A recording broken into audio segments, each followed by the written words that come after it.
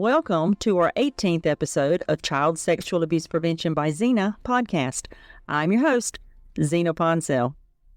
Today's podcast is the last of a series of 4 on human trafficking, and it specifically discusses educating your children on commercial sexual exploitation of children, which is technically a subset of human trafficking. In part 4 of this 4-part series, which is today's podcast, we'll be going over how to educate your children on commercial sexual exploitation of children to keep them safe and to help them keep themselves safe. So that's where we are headed today.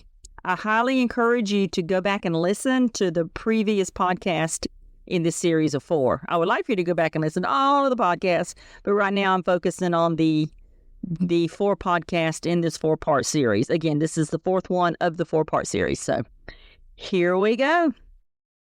First, we're going to do a quick review of what commercial sexual exploitation of children is.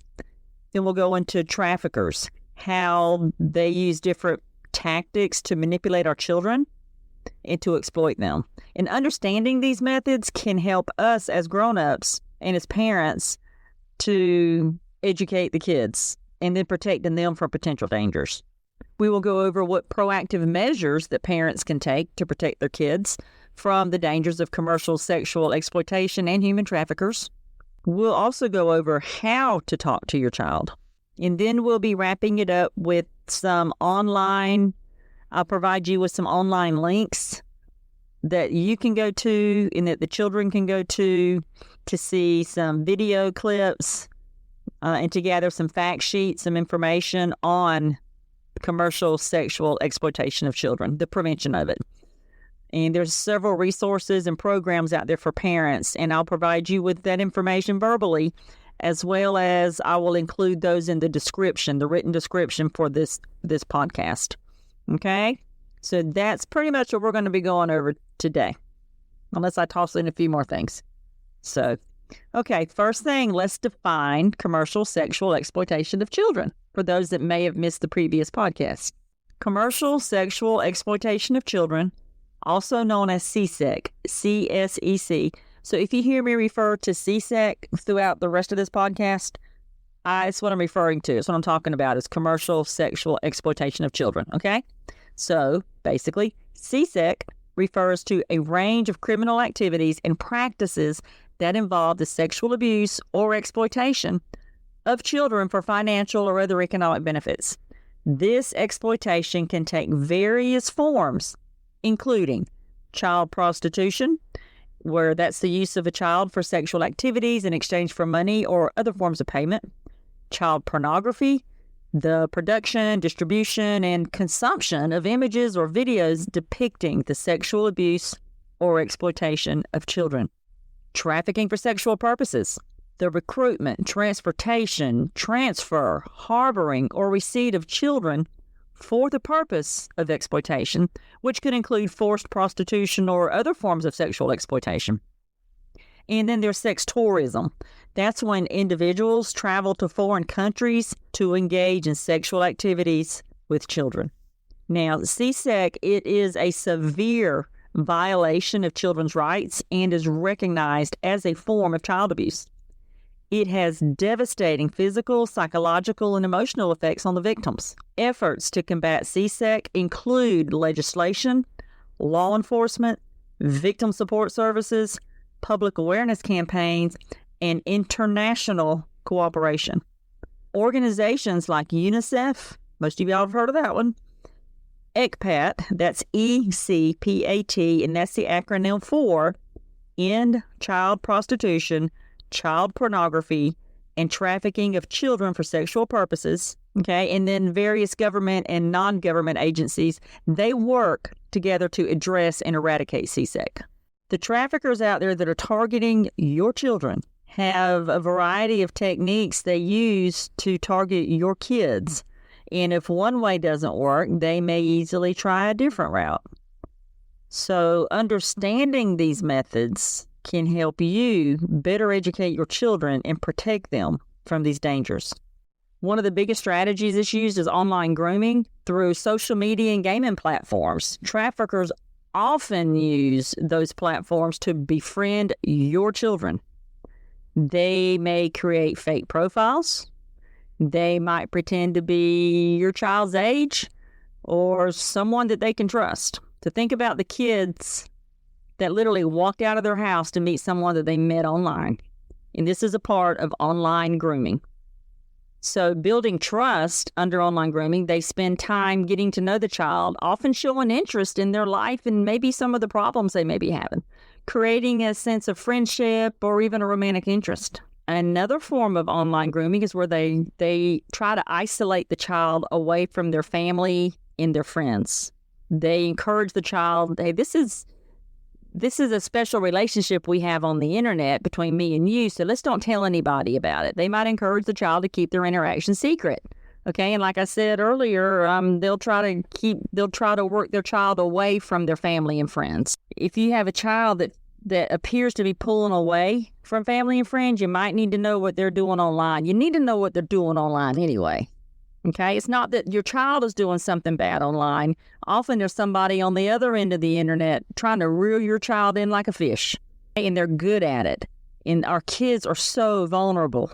And often they just want somebody to talk to, and they're going to the internet to do it.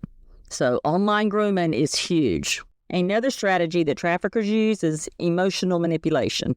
They may give your child gifts, money, promises of a better life, opportunities, or career prospects to lure the child into their control. They'll promise them the moon just to get them out of the house and to come to them. Traffickers often target children who are emotionally vulnerable, such as those experiencing family issues, low self-esteem, or bullying. And often kids will put their family situations or them being sad or upset about something going on the internet. Well, guess who's out there ready to make them feel all better? The traffickers. The traffickers will exploit vulnerabilities. Threats and coercion is another one. After gaining the child's trust and obtaining compromising information or images, traffickers may use these to blackmail the child into compliance. Often a trafficker might talk your child into taking an inappropriate picture just this one time, just for me, and to send that inappropriate picture to the trafficker. And then boom, the trafficker's got it, and they can easily use that as a tool to blackmail your child. Okay, fear and intimidation. They may use threats of harm to the child or their loved ones to maintain control. And then there's that debt bondage where traffickers might claim the child owes them money for gifts or other expenses, forcing them into exploitative situations to repay the debt. Okay, peer recruitment. This is another strategy that they use. Under peer recruitment, sometimes these traffickers will use other children or teenagers to recruit their peers, as they can be more trusted and less suspicious. And then, of course, there's peer pressure. They might exploit the desire to fit in or to belong to a group, using peer pressure to coerce children into those same situations. And there's, false job opportunities. Modeling or acting scams. Now, I know myself personally have seen the little yard signs, but like sitting at the yard signs or something would be maybe on a street corner in a town, call this number for a modeling job or, something like that. And that has been linked, and that's definitely been linked to traffickers trying to get these young people to call them. Come over here, call this number. We'll set up a photo shoot. I can make you famous. So that's how traffickers may lure children with fake offers of modeling, acting, or other glamorous jobs. Okay, that appeals to the younger kids. Job offers. They might offer seemingly legitimate jobs such as babysitting or housework, and that can turn out to be exploitative. Substance abuse is another strategy the traffickers use. Providing drugs and alcohol. They get these kids hooked on this stuff, and it can create dependency. These children, it creates dependency for the children, and it impairs their judgment. However, taking drugs one time can easily impair their judgment. But when they create that dependency on them, the child's going to be looking for them. I want some more, and then they can easily move them into a trafficking situation. So addiction, they might intentionally get children addicted to substances to maintain control over them. So yes, that goes right along with the providing drugs and alcohol. Once they get them addicted, they have control over that child. And this really goes for anybody, but of course we're focusing on children because this is commercial sexual exploitation of children, so under 18. Okay, abuse of authority. So traffickers may also pose as police officers, teachers, or other authority figure to gain the child's trust and compliance. And then there's exploiting power dynamics. They might take advantage of their position of power or authority to manipulate and control the children. So just quickly, the different strategies, some of the strategies that, again, traffickers use is online grooming, emotional manipulation, threats and coercion, peer recruitment, false job opportunities, substance abuse, abuse of authority. Talking to your kids about the dangers of CSEC is a sensitive but crucial conversation. And I'm fixing to go over some strategies that might help. Choose the right time and setting. Find a quiet, private moment without distractions to ensure your child feels safe and focused. Remember, they may want to ask you some questions as you're moving forward having this conversation with them. Use age-appropriate language. Tailor your conversation to your child's age and maturity level. For younger children, use simple terms. For older children, you can provide more detailed information. Be honest and direct. Explain what exploitation is in clear terms. Avoid euphemisms that may confuse them. Discuss boundaries and consent. And some of this we discussed in previous podcasts. Teach them about personal boundaries and the importance of consent. Explain that their body belongs to them and they have the right to say no to anything that makes them feel uncomfortable. Highlight online safety. Emphasize the importance of being cautious online. Discuss the risk of sharing personal information, photos, or engaging with strangers on the internet. Encourage open communication. I have preached about open communication since I started this little podcast, okay? So please, I encourage you to encourage your child open communication. Let your child know that they can come to you with any concerns or questions without fear of judgment or punishment. Reinforce that their safety is your top priority. Teach them to recognize red flags. This one's, all of it's big and important, but this one's really big and important because often your kids, especially as they get older, you're probably not going to be around them the whole time. And it's up to them really to determine if somebody's trying to trick them into something or if this is a red flag. So help them identify warning signs of exploitation, such as inappropriate requests, gifts from strangers, or someone asking them to keep secrets from you. Role-playing scenarios, y'all can practice situations together where your child might need to assert their boundaries or seek help. Practice yelling the word no. This may be a trafficker that's face-to-face with them or something instead of online. And it helps build their confidence in handling such situations. Often when I would be teaching in a school, sometimes I'd warn the teachers, and sometimes we would be in the media center, which, back in my day, it was the library. And, I'd ask them, can we yell in here? Because we're going to have to yell no. Because I wanted the students, early elementary too, we would yell no. We would set up a little role playing or we would discuss a scenario and their job was to yell no. So, and I don't mean saying no, I mean they would yell no. But I always made sure the other adults in the media center in the school knew that we were going to be yelling so we wouldn't, alarm anybody. So anyway, you can provide resources and support. I'm going to give you some information a little bit further down the podcast. Inform them about trusted adults that they can talk to, such as teachers, counselors, or family friends. Provide them with resources like hotlines or websites where they can seek help if needed. Revisit the conversation regularly. Make this an ongoing dialogue. Don't let it be just a one-time conversation with your child. As your child grows, their understanding in the context they encounter will change, necessitating updated conversations. Model respectful behavior. Demonstrate healthy relationships and respect in your interactions. children learn a lot from observing the behavior of adults around them. Stay informed and engaged. Keep yourself educated about the signs of exploitation and the ways predators operate. Stay involved in your child's life and know their friends, activities, and online interactions. Y'all, that is so huge. That is so huge. Okay, by addressing the topic of CSEC with care and honesty and keeping it as an ongoing dialogue, you can empower your child with the knowledge and the confidence to protect themselves from exploitation.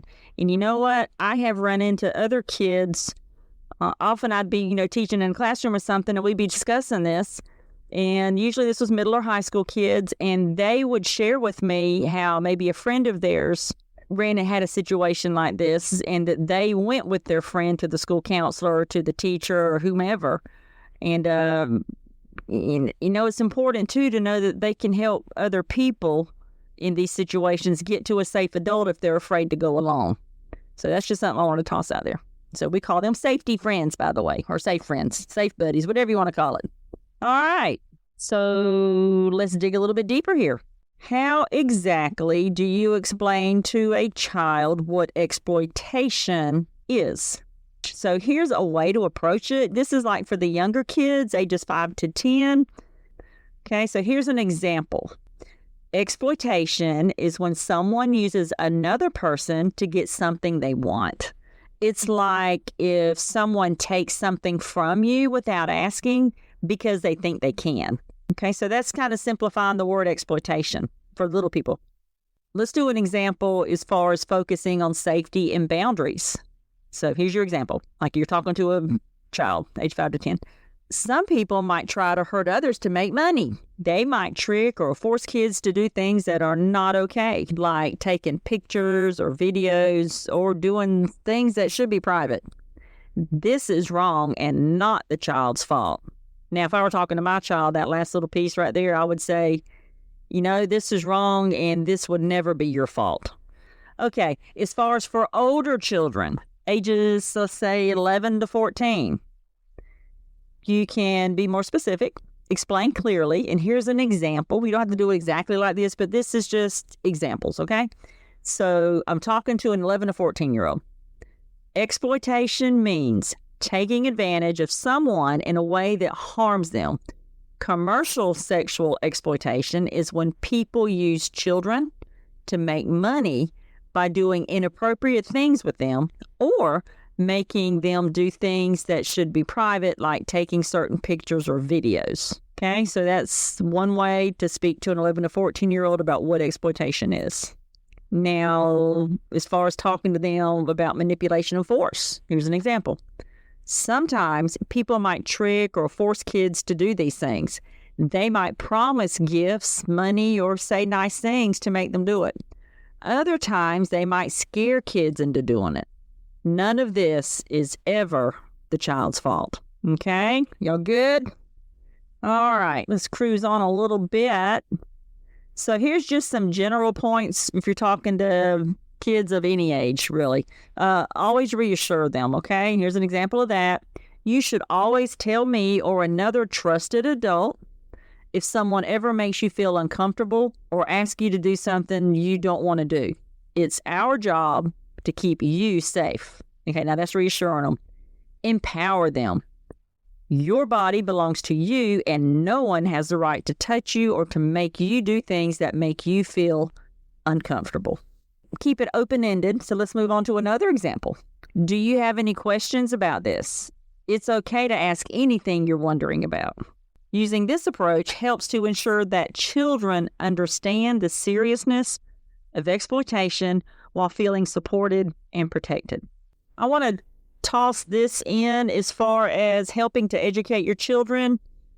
You, as the parents, get involved with your school programs, okay? Participate in the school programs and the community programs that are focused on safety and trafficking prevention. A lot of communities now are really pushing this, and there's completely free education out there for you all, for parents and kids.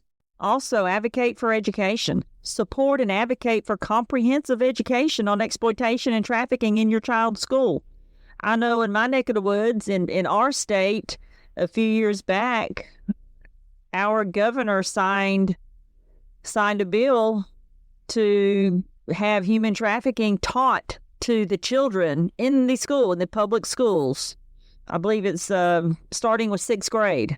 So, you gotta teach these kids. You have to teach the kids because the traffickers are so good at manipulating our children. These kids have got to know how these traffickers work and that they cannot be trusted, the traffickers. Okay. Also provide resources. Provide resources to your kids. Hotlines and help centers. Inform your children about hotlines and organizations that they can contact for help, such as the National Human Trafficking Hotline, and that is 1-888-373-7888. That's the National Human Trafficking Hotline. And the Childhelp National Child Abuse Hotline. That's the Childhelp National Child Abuse Hotline. That's 1-800-422-4453. Remember, they might be helping somebody else that's going through this. So give your child this information so maybe they can pass it on to somebody else if needed. Just a thought. Just want to throw that out there. When looking for the best online education resources for children about the prevention of commercial sexual exploitation of children, it is important to find the programs that are age-appropriate, comprehensive, and sensitive to the topic. And I'm fixing to provide you with some of the top resources that I found. Now, there's more out there. These are the main ones that surface. And I've used some of these in the classroom with the kids and with my own children. Often I'd have them review videos of what they go to the schools. So anyway, the first one that I'm going to just talk to you about is NetSmartz, and I mentioned that in previous podcast. It is from the National Center for Missing and Exploited Children, and they have got some amazing material on here. The website, like I said, is NetSmartz, NetSmartz. Now it ends in Z. It features age-appropriate videos, activities, and games to teach children about online safety, personal boundaries, and how to recognize and report inappropriate behavior. Now, on that particular website, it also has a section for the parents. So you have children and parents information on this one specifically. Or on this one. There's probably some on the other ones too, but I know for sure NetSmartz does. I've used them for years. Thorn, that's THORN for parents. Thorn for parents. The website, of course, is called Thorn. It features resources and educational materials for parents to discuss online safety and the risks of exploitation with their children. It includes guides on recognizing signs of grooming and exploitation. Another one is Common Sense Media, and you can just Google Common Sense Media. It features comprehensive reviews of educational programs and apps, provides resources and tips for parents to help children navigate online safety and understand the risks of exploitation. Darkness to Light is another one. It offers training programs focused on preventing child sexual abuse, including resources for parents and educators on how to protect children from exploitation. Now, I'm a Darkness to Light facilitator. I have taught many classes on child sexual abuse through Darkness to Light, and they have got some amazing material. It is specifically for adults. Okay, it's not child friendly. It's specifically for adults. And often in these videos from Darkness to Light, you will hear from adult survivors of human trafficking, of child sexual abuse. It's a great resource, but it is not for children to watch. Okay, but it is amazing for adults. And it will help you, teach you more about the content of CSEC and just child sexual abuse in general. And it will also teach you, just so many things, how to talk to your child about CSEC and other forms of abuse, of sexual abuse. Anyway, Darkness to Light, there's that one. The next one is Enough is Enough. As what the website is, Enough is Enough. It features resources for parents and children on internet safety, including tips and educational materials on how to protect against online exploitation. Okay, I'm going to be honest, I haven't been on that one. I've heard several good things about it. I haven't been on there, but because it had resources for parents and children, I wanted to poke this one in here. Okay, the next one, Childhelp, Speak Up, Be Safe. And it features a prevention education program that teaches children how to identify unsafe situations and how to seek help. It offers curricula for different age groups as well. And then I mentioned this one earlier in the podcast, up towards the beginning, ECPAT-USA, that's ECPAT, provides educational resources and training materials focused on ending the commercial sexual exploitation of children, includes guides and toolkits for parents and educators. Now, here's some tips for using the resources. Always review the content in advance before you sit down with your child. If you're going to go over it together, you go over it first. You don't want any surprises. Please make sure to review any materials or programs beforehand to ensure that they align with your child's age and maturity level. Okay, and then engage in discussions. Use these resources as a starting point for discussions. Encourage your child to ask questions and express their feelings about the topics that are covered. Do regular check-ins. Regularly revisit these topics and resources to reinforce the learning and ensure ongoing awareness and understanding. Create a safe space. Ensure your child knows they can come to you with any concerns or questions about what they've learned. By leveraging these resources, you can provide your child with the knowledge and tools they need to stay safe and to protect themselves from exploitation. Do your own Google search on resources to educate your child, to educate you and your child on commercial sexual exploitation of children. Okay, because you may come up with some additional online assistance other than what I gave you. Okay, there's so many things out there that will help you. It's really become such a problem in the whole wide world. I'm not talking about just the United States. I'm talking everywhere, that more people are putting programs together to better educate children and adults about this horrific crime. So I encourage you to do your own Google search, gather as much information as you can, continue your education, and then continue to educate your children. And remember, if you have a younger person, a younger child, I was going to say little person, but if you have a younger child, remember, as they grow, keep the conversation going.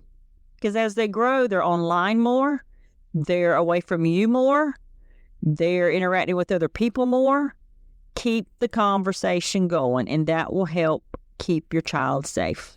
Remember, knowledge is power. The more you and your children know about CSEC, the safer your child is going to be.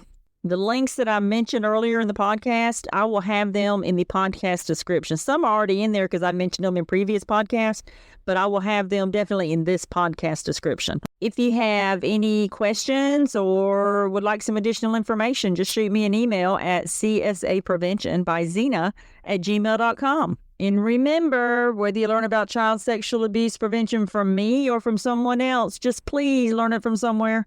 There are some very informative podcasts, blogs, and probably local education on the subject offered right in your community. Just check around. Please don't forget to take good care of you. Remember, you are important and you matter.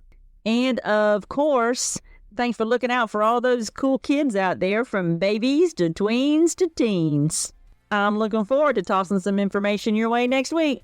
Thanks for listening, and you have a super weekend and a safe weekend. Don't forget to be safe. I appreciate it.